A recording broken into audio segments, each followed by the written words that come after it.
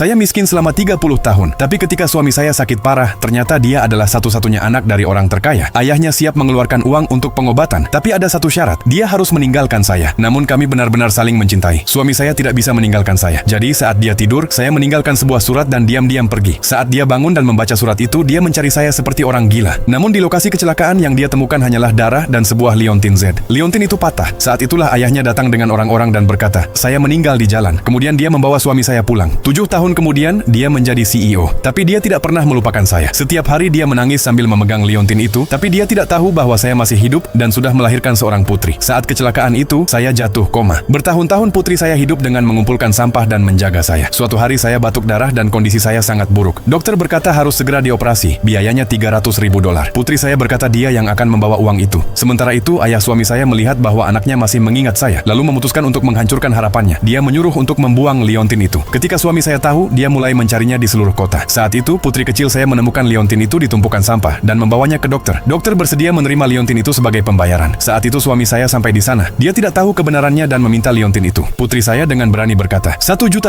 baru akan kuberikan." Karena terpaksa, dia setuju. Dia pergi dengan marah membawa liontin itu. Putri saya berlari ke rumah sakit membawa uang. Tapi dokter berkata, "Kamu telah membuat seorang lelaki besar marah. Tidak ada rumah sakit yang akan merawatmu sebelum ada surat permintaan maaf." Dalam hujan, putri saya pergi mencarinya. Melihat dia basah, ayah suami saya mulai mengambil surat itu. Tapi dia curiga dan merobek suratnya. Lalu dia sendiri pergi ke rumah sakit bersama gadis itu. Saat mereka sampai, mereka melihat saya sedang dibawa keluar dari rumah sakit. Putri saya berlari dan mencoba menyelamatkan saya. Pada saat itu, suami saya melihat ke atas dan akhirnya mengenali saya.